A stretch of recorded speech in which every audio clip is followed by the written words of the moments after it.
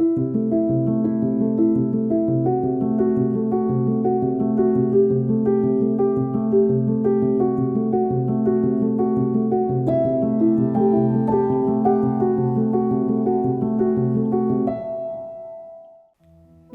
आप सभी का। मैं पायल पीएमसी हिंदी चैनल पर आप सभी का स्वागत करती हूँ अपने इस कार्यक्रम मेरी कलम पर। और आज जो हम आपको लेखिका से मिलवा रहे हैं वो हैं चित्रा झा जी। चित्रा झा जी के बारे में अगर मैं आपको बताऊं तो इनकी बहुत ही इंटरेस्टिंग स्टोरी है। हम सभी को बहुत ही प्रेरणा मिलेगी इनसे, क्योंकि ये एक आर्मी बैकग्राउंड से हैं और वहाँ से ये अध्यात्म की ओर कैसे खिंची चली आई। आइए जानते हैं चित्रा जी से। मैं आपका स्वागत करती हूँ चित्रा जी अपने शो पर। नमस्ते। तो चित्रा जी, आप हमें बताइए कि आप आर्मी बैकग्राउंड से होते हुए भी अध्यात्म की ओर किस तरह आ गई। ये बहुत ही इंटरेस्टिंग क्वेश्चन है। मतलब आर्मी सुनने से ही लगता है शायद हम वॉयलेंस, गोर इन सब चीज़ों में रहते हैं, बट आर्मी का जो मेन पर्पस है दैट इज़ पीस लाना, शांति लाना। आर्मी शांति लाने के लिए आर्मी है। तो और हमारी जो पोस्टिंग्स होती हैं वो ऐसी ऐसी जगहों पर होती हैं जो बहुत ही पीसफुल होती हैं। तो मुझे लगता है कि आर्मी एक ज़रिया बना कि मैं स्पिरिचुअलिटी की तरफ आई। और ऑल्सो जब आप लाइफ एंड डेथ की सिचुएशन में होते हैं, मतलब मैं नहीं थी, मेरे हस्बैंड थे, बट फिर भी आपको एक लाइफ को अलग तरीके से देखने का एक मौका मिलता है, और अध्यात्म भी आपको वही सिखाता है। तो चित्रा जी, आपकी ज़िंदगी में ऐसा क्या हुआ कि आपको लगा कि स्पिरिचुअलिटी की तरफ अब आपको आना है या आपको इस मार्ग पर आना है? तो जैसी मैं लाइफ जी रही थी बचपन से, कोई मेरी लाइफ में मतलब गॉड नाम की कोई चीज़ नहीं थी।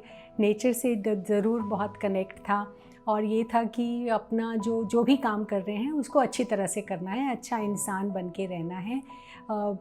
जैसे नॉर्मल रेगुलर लाइफ होती है, deeply in love with your husband and with children. और मैं भी पहले आर्मी में एक नर्सिंग ऑफिसर थी बिफोर आई गॉट मैरिड, और उसके बाद मैंने होम्योपैथी का पढ़ाई किया, क्योंकि मैं बच्चों को एक जेंटल थेरेपी देना चाहती थी। और ये ईयर 2000 था जब मेरे बेटे दोनों एक बोर्डिंग स्कूल में पढ़ते थे और एक को जॉन्डिस हो गया था, और मैं अपनी दवाइयाँ कैरी नहीं कर रही थी। And that is the time किसी ने उसको रेकी दिया और वो सो गया। और मुझे लगा कि ये तो कितनी एक ब्यूटीफुल चीज़ है। मैं तो हैंडीकैप्ड हूँ, अगर मेरे पास दवाई नहीं है तो ये रेकी देने से अगर इसको फ़ायदा होता है तो ये चीज़ मुझे सीखनी है। तो तब हम लोग दिल्ली में थे, मैं दिल्ली वापस आई और मैंने फ़र्स्ट थिंग रेकी सीखा। और उस टाइम जो एक हम लोग बात करते थे वाइटल फोर्स की इन होम्योपैथी, वो वाइटल फोर्स मैंने अपने हाथों में, अपनी बॉडी में प्रैक्टिकली फील किया। तो वो ऐसे कोई इंटेलेक्चुअल चीज़ नहीं था कि हाँ एक वाइटल फोर्स होता है। मतलब वो वाइटल फोर्स को जब मैंने बॉडी में फील किया तो एक अलग ही एक रियल्म खुल गया। उसके बाद मैं सिर्फ रेकी की बात करती थी, बच्चों को भी कि रेकी सीखना है। और दैट वाज आई थिंक मेरी एंट्री हुई स्पिरिचुअलिटी के वर्ल्ड में, जहाँ मैं अब फिज़िकल से एनर्जी में मूव की, प्राण माया कोश। या और आप सभी व्यूअर्स को मैं बताना चाहती हूँ कि चित्रा जी ने एक बड़ी ही खूबसूरत किताब लिखी है जिसका नाम है the art and science of meditation. हम बहुत बात करते हैं ध्यान की, मेडिटेशन की। आजकल देखें तो हर कोई बात कर रहा है मेडिटेशन की। आपको कैसे प्रेरणा मिली चित्रा जी ये किताब लिखने की? ध्यान कैसे आया आपकी ज़िंदगी में?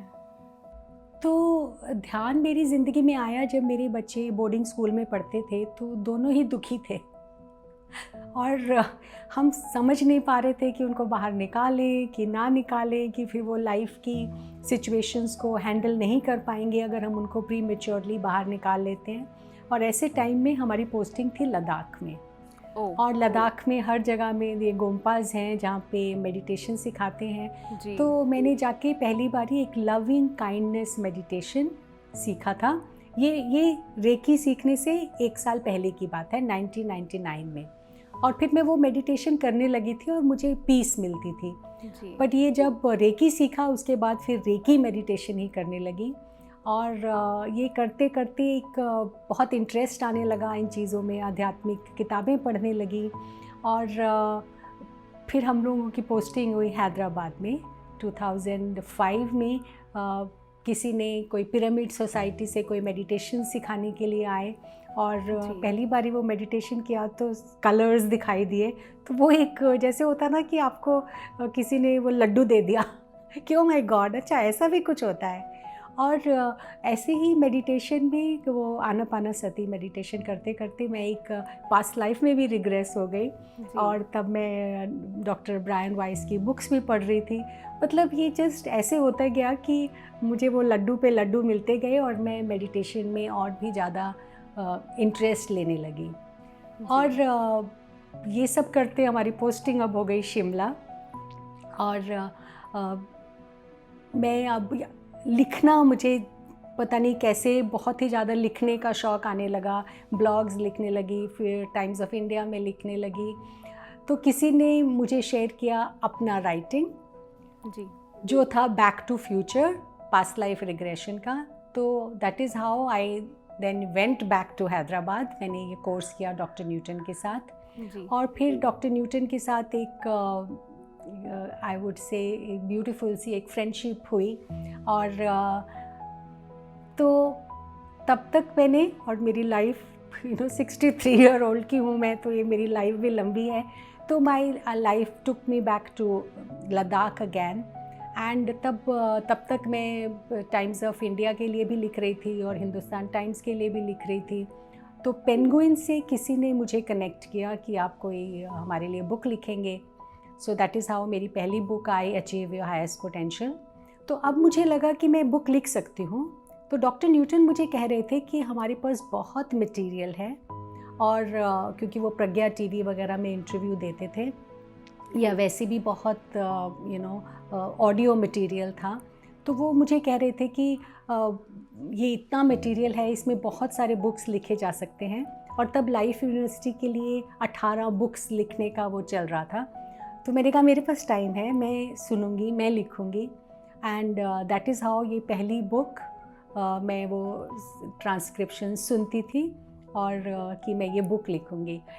बट जब मैं ट्रांसक्रिप्शन सुनती थी तो मुझे समझ नहीं आ रहा था कि, क्योंकि एक बुक होती है उसमें 60,000 70,000 वर्ड्स होते हैं, और लिखते टाइम तो आप कम से कम 1 लाख वर्ड्स लिखोगे, तब जाके वो एडिट होके 60-70,000 तक पहुंचेगा। तो यहाँ मैं ट्रांसक्रिप्शन में मुझे 4-5 हज़ार से ज़्यादा वर्ड्स ही नहीं मिल रहे थे। तो that was very interesting time, 2011 की बात है। मैंने मेडिटेशन में बैठी, तब मैंने रोंडा ब्रायन की बुक पढ़ी थी, द सीक्रेट। उसमें उन्होंने कहा था कि she use the secret to write the secret. तो हमने कहा कि हम भी, आई विल यूज़ मेडिटेशन के बारे में लिखने के लिए। तो डॉक्टर न्यूटन ने ऑलरेडी 18 चैप्टर्स के टाइटल दिए हुए थे। जैसे वो गीता के 18 अध्याय हैं, तो वो 18 उन्होंने ऑलरेडी टाइटल्स थे मेरे पास। तो मैं उसको टाइटल को पढ़ती थी, मेडिटेशन में बैठती थी। मतलब हम लोग श्रीनगर अब पोस्टिंग आ गए, और मैं 6-6, 8-8 घंटे मेडिटेट करती थी। थॉट्स आते थे, उनको गूगल करती थी, उसके बारे में किसी ने क्या लिखा है वो सब पढ़ती थी। और फिर 6 महीने में ये बुक तैयार हुई। हालांकि मैं एक चैप्टर लिखती थी, मैं डॉक्टर न्यूटन को भेजती थी कि इसमें से आप देखिए इसमें कुछ है क्या। And more often than not वो अप्रूव होता था। तो मज़ा आने लगा था। इनफैक्ट मैं बहुत ही ग्रेटफुल हूँ अपने आप से। मैं कभी नहीं सोचती कि मैं कोई बुक लिखूँगी मेडिटेशन के ऊपर। मतलब हु एम आई, ऐसी मैं कौन सी ज्ञानी ध्यानी योगी हूँ कि मैं मेडिटेशन पे बुक लिखूँगी। हालांकि आज की डेट में उस बात को, क्योंकि अभी बुक को 10-11 साल हो चुके हैं, बट आज की डेट में अगर कोई मैं बुक लिखूं तो I think today may be I am more qualified to write a book, क्योंकि इतने सालों में मैंने और भी बहुत कुछ सीखा है और मैं बहुत रेगुलरली मेडिटेट करती हूँ। तो but I think her book भी एक बच्चे जैसी होती है, उसका एक बर्थिंग का टाइम होता है। तो उस टाइम उसका वही टाइम था। चित्रा जी, आप व्यूअर्स को हमारे बहुत ही प्रेरणा दे रही हैं कि जो किताब है उसकी अपनी एक ऊर्जा होती है, और आई थिंक जब उस किताब को आना था वो आई। और क्या इसमें आपने अपने एक्सपीरियंसेस भी लिखे हैं जो आपको मेडिटेशन में अनुभव होते थे? नहीं, ये book very academic type book है जी। मेरे एक्सपीरियंसेस बहुत होते थे और मैं उनके बारे में फ़ेसबुक में लिखती थी। इनफैक्ट फ़ेसबुक मेरी एक लाइव बुक है। मैं अपनी मेरी लाइफ ऑनलाइन रहती है। मैं फ़ेसबुक में अपने सारे एक्सपीरियंसेस लिखती हूँ। इसीलिए अब 4 किताबें लिखने के बाद और मेरे पब्लिशर्स पेंगुइन, हे हाउस रह चुके हैं, पर मुझे अब बुक लिखने का मन नहीं करता है। मैं लाइव बुक लिखती हूँ एंड उसमें मुझे मज़ा आता है, क्योंकि मुझे समझ आया कि जो एक्सपीरियंशियल जो बातें हैं जी, उनकी जो वैल्यू आपने बहुत अनुभव ज़्यादा करी है। देन की भी हम जो किताबी बातें हैं। जी। तो हालांकि ये किताब मैं नहीं कहूँगी कि फुल्ली किताबी बातें हैं, इसमें बहुत लोगों ने उसके साथ एक्सपीरियंस किया है और मैं उनकी बातें सुनती थी, उनको फॉलो करती थी या उनको पढ़ती थी, तो उसमें से मैंने बहुत कुछ लिया। सब कुछ मेरी अपनी डाउनलोडिंग नहीं है, उसमें मेरी कंपाइलेशन है more than anything else. But आज मैं अगर बुक लिखूं तो मैं मोर एक्सपीरियंशियल लिखूंगी। जी, समय के साथ हर कोई ग्रो करता है चित्रा जी। राइट। आप बताइए चित्रा जी कि ध्यान आज के लिए, आज के कंटेम्प्रेरी वर्ल्ड में हमें ध्यान क्यों करना चाहिए? मैं ध्यान क्यों करूं? और मेरे जैसे जो लाखों व्यूअर्स हैं जो हमारे चैनल को देख रहे हैं, वो ध्यान क्यों करें? राइट।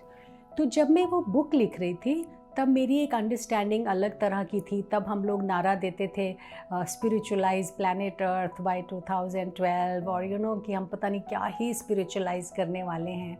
बट आज की डेट में मैं हर चीज़ को प्रैक्टिकलिटी से देखती हूँ कि वो मेरी लाइफ में कैसे मेरी लाइफ को बेटर कर रहा है। तो मेरी एज के जो लोग हैं, मेरा ब्रेन एकदम टिक करता है, मैं इतनी क्रिएटिव हूँ, मैं इनफैक्ट अपनी यंग एज से बेटर हूँ in my creativity, in my thought processes. तो मेरे लिए मेडिटेशन ने ये काम किया है। बट अगर मैं सिर्फ साइंटिफिक टर्म से बोलूँ तो हम लोग ह्यूमन बनते हैं because of our prefrontal cortex. हमारी ब्रेन का जो सबसे नया हिस्सा है, इसको हम नियो कॉर्टेक्स भी कहते हैं, जो हमारे माथे के पीछे जो ब्रेन है, ये जो ब्रेन है ये हमें ह्यूमन बनाता है इन द सेंस कि अब हम इसमें से लॉजिक, हायर इंटेलिजेंस और डिस्क्रिमिनेशन, जो भी जिसे हम हायर क्वालिटीज़ कहेंगे, डिवाइन क्वालिटीज़ कहेंगे, वो हमारे ये प्री फ्रंटल लोब से ही आती हैं। तो अगर मेरा ये pre frontal lobe well developed है, जैसे पहले कहते थे जिसका माथा बड़ा है वो इंटेलिजेंट होता है ना, तो अगर मेरा prefrontal lobe well developed है तो मेरी higher intelligence levels will be available to me. तो अब क्या हो रहा है, मेडिटेशन से हमारा जब हम ध्यान लगाते हैं और हमारा ध्यान हमारे जिसे हम स्पिरिचुअल आई और थर्ड आई और पॉइंट बिटवीन टू आईब्रोज कहते हैं, द इनर आई, उसको हम एक्टिवेट करते हैं। If we say in spiritual term, if we say in science term, तो हम प्री फ्रंटल लोब को एक्टिवेट करते हैं। तो और बाकी चीज़ें क्या कर रही हैं, जो हमारा लाइफस्टाइल है आज की डेट में, या अवेलेबिलिटी ऑफ सो कॉल्ड तामसिक चीज़ें हैं, वो क्या कर रहे हैं, वो हमारे प्री फ्रंटल कॉर्टेक्स को डिमिनिश कर रहे हैं। तो इसीलिए अब क्योंकि मैं एक सेल्फ एम्पावरमेंट कोच हूँ, मैं जो काम करती हूँ उसमें मेंटल डिसऑर्डर्स, पर्सनालिटी डिसऑर्डर्स, साइकोसिस, bipolar, all kind of things बहुत यंग एज से अभी आ रहा है जी। तो उस सबको काउंटर करने के लिए मेडिटेशन एक बहुत अच्छा टूल है। मेडिटेशन मतलब क्या, ध्यान लगाना, जैसे आपने कहा। तो कंसंट्रेशन से हम शुरू करते हैं कि हम कंसंट्रेट कर रहे हैं अपनी ब्रेथ के ऊपर या अपनी थर्ड आई के ऊपर या कोई ज्योति के ऊपर। तो कंसंट्रेट करने से, अभी जैसे अदरवाइज आज की डेट में लोगों का कंसंट्रेशन लेवल्स ही बहुत कम हैं जी, ध्यान लगता ही नहीं है। ADHD काइंड ऑफ प्रॉब्लम्स हैं, आप किसी चीज़ में ध्यान लगा के काम नहीं कर सकते हैं। जी, तो आप किसी को हायर भी करते हैं अपनी जॉब के लिए या किसी चीज़ के लिए, वो उसका ध्यान ही नहीं लग रहा है काम में, जी, काम कैसे करेगा। तो ये बहुत ही प्रैक्टिकल चीज़ें हैं, बच्चे का ध्यान पढ़ाई में लग ही नहीं रहा है, कहीं और ही जा रहा है। तो ये अर्जुन का जैसे ध्यान था ना, मतलब कि मछली की आँख वाला ध्यान, जी, या मेडिटेशन करने से आपका ऐसे सिंगल पॉइंटेड फोकस बढ़ता है। अब उसके बाद की जो कहानी है कि मुझे कलर्स दिखाई देंगे, कि साउंड सुनाई देंगे, कि मेरे साथ जो मेरे इनर सेंसेस हैं हाइटन्ड होके मुझे क्या एक्सपीरियंसेस देंगे, वो ग्रेस है, वो मेरे हाथ में नहीं है। मेरे हाथ में सिर्फ है कि मैं बैठूं, अपनी बैक स्ट्रेट करूं, अपनी आँखों को बंद करूं, गेज़ को रेज करूं, अपनी सांस पे ध्यान देना शुरू करूं। इट इज़ लाइक कि आई प्रेजेंट माई सेल्फ जी, कि yes sir I am here, है ना, जैसे हम क्लास में कि मैंने प्रेजेंट कर दिया अपने आप को, मैं अब उसमें मोड में बैठी हूँ, अब इसके आगे जो हो वो प्रसाद है। चित्रा जी, और आपने बहुत सुंदर बताया कि ध्यान से जो है हमारी कंसंट्रेशन पावर बढ़ती है, हमारा फोकस बेटर होता है। ये ध्यान जो है, मेडिटेशन मार्केट में बहुत तरह की है आजकल। अगर मैं जाऊं सीखने तो मैं शायद कंफ्यूज ही हो जाऊंगी, कौन सा ध्यान जो है वो बेस्ट है, या क्या करना चाहिए एक बिगनर को। आपने ये बहुत अच्छा किया कि आज की जो हमारी प्रॉब्लम्स हैं वो प्रॉब्लम ऑफ प्लेंटी हैं।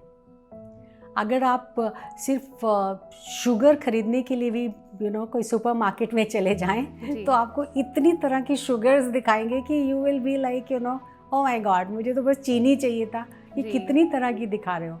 तो ऐसे ही अगर किसी को स्पिरिचुअल प्रोग्रेस करना है या पर्सनालिटी डेवलपमेंट करना है या कंसंट्रेशन बढ़ाना है, तो मार्केट में इतने टूल्स हैं कि वो ज़्यादा कंफ्यूज करते हैं जी, राइट।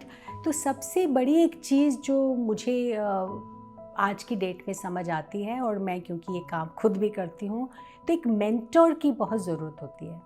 समबडी जिसको आप ट्रस्ट करते हैं। पहले हम उन्हें गुरु कहते थे, अब हम मेंटर वर्ड में ही रहें तो सही है, क्योंकि गुरु कहने से ही समझ लगता है कि पता नहीं कौन एनलाइटन्ड बीइंग्स आ गए हैं, और वो गुरु भी फिर प्रिटेंड करते हैं कि हम एनलाइटन्ड बीइंग हैं, और उससे और भी एक कन्फ्यूजन हो जाता है।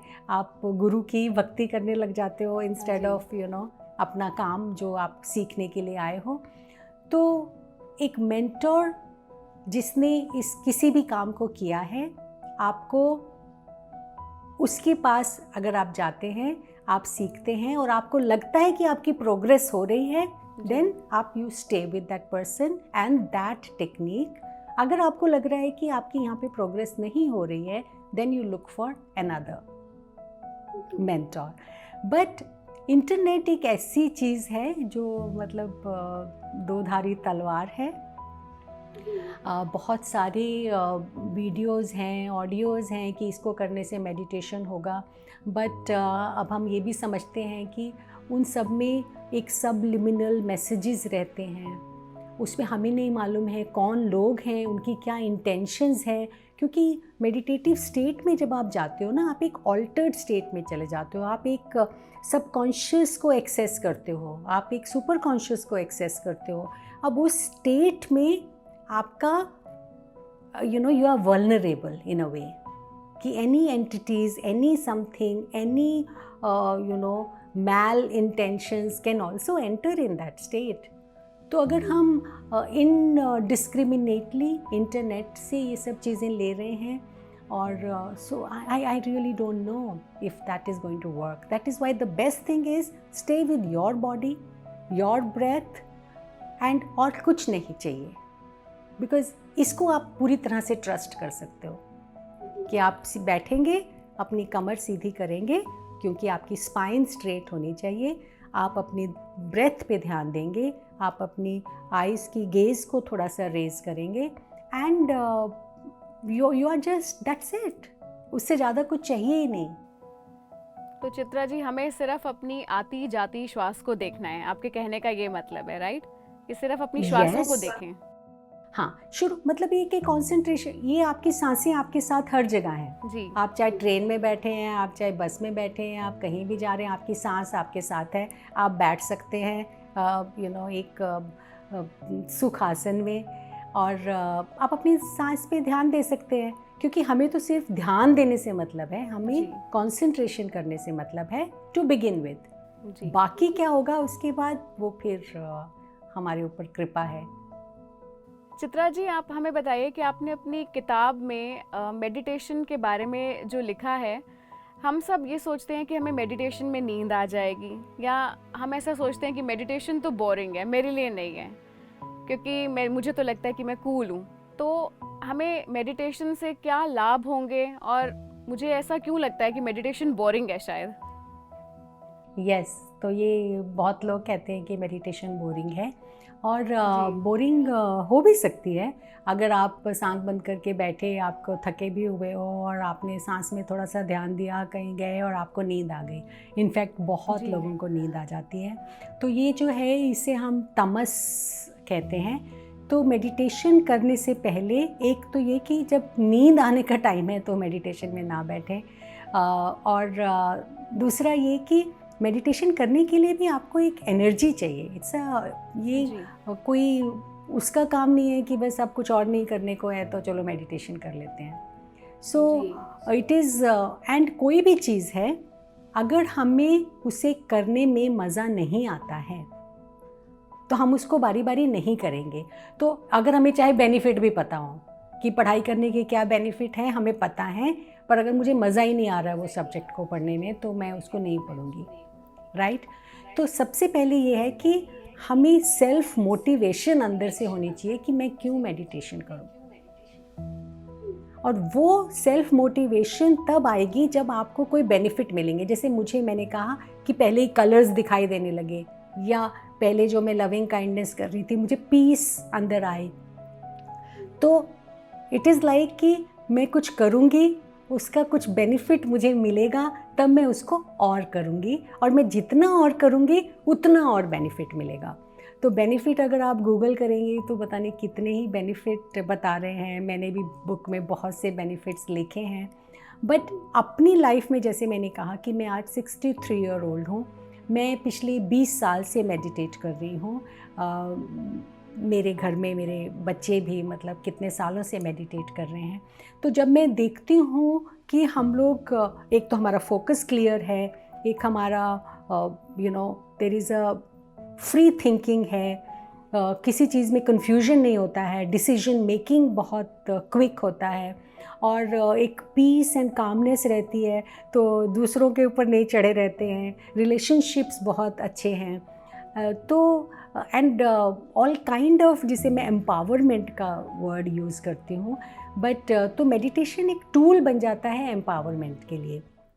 तो अगर बचपन से ही एक मेडिटेशन की आदत पड़ जाती है, और बच्चे क्योंकि थोड़े ओपन होते हैं, उनको जल्दी एक्सपीरियंसेस भी होते हैं, वो उतना बोर नहीं होते। फाइनली असली एजुकेशन वही है, अपने आप को जानना। तो ये मेडिटेशन करते करते कब आप मोर एंड मोर अपने में मगन हो जाते हैं, अपने में मदमस्त हो जाते हैं, अपने में वो हाईएस्ट क्वालिटीज़ एक्सप्रेस करने लग जाते हैं, आपको पता ही नहीं चलता। ये कैसे जर्नी है, तो मतलब ये किसी के कहने से हम उसको नहीं समझते हैं जब तक हमने खुद उसको एक्सपीरियंस नहीं किया है। बहुत सुंदर बात बताई चित्रा जी आपने। एक बात और बताइए कि आपने अपनी किताब में समय के बारे में क्या लिखा है? जैसे कि हम सब आजकल कामकाज में बिज़ी रहते हैं, बच्चे पढ़ाई में बिज़ी रहते हैं, हमने सुना है ऐसा कि ब्रह्म मुहूर्त में उठो और ध्यान करो। क्या ये बात सच है? इसमें तो मैं उठ ही ना पाऊँ तो मैं ध्यान भी नहीं कर पाऊँगी। यस, तो मैं ब्रह्म मुहूर्त में उठती हूँ, बट क्योंकि मैं एक मॉर्निंग पर्सन हूँ।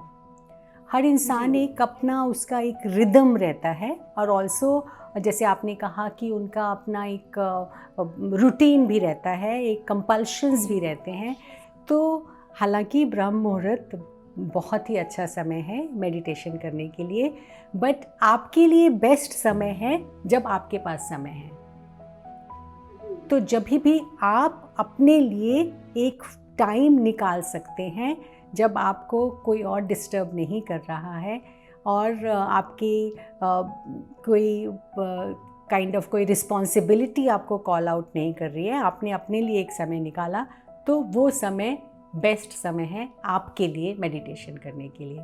तो कोई कभी भी करता रहे, हमें उससे मतलब नहीं है, हम कब कर सकते हैं हमारे लिए वही समय बेस्ट है।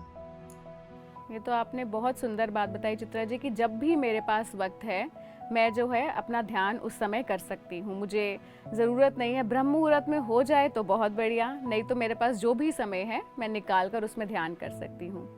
बहुत सुंदर बातें बताई चित्रा जी आपने। एक और आखिरी जाते जाते एक संदेश आपका कि हमें ध्यान क्यों करना चाहिए और ध्यान का क्या महत्व है, ये एक हमारे व्यूअर्स के लिए आपका आखिरी संदेश ध्यान से जुड़ा हुआ।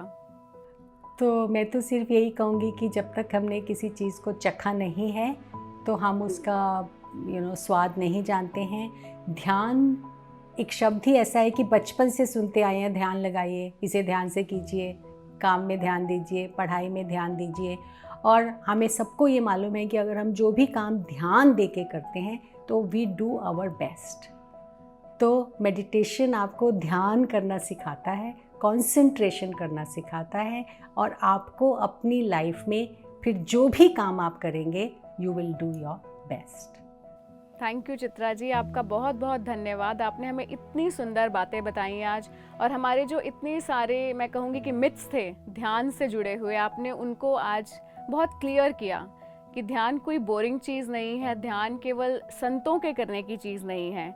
आप और मैं जो नॉर्मल रेगुलर लोग हैं, बच्चे हैं, बूढ़े हैं, ध्यान सभी के लिए है और हम सब कर सकते हैं इसे। धन्यवाद आपका चित्रा जी, आज आपने समय निकाला, आप हमारे साथ बने पीएमसी हिंदी पर। आपका तहे दिल से शुक्रिया, धन्यवाद। शुक्रिया।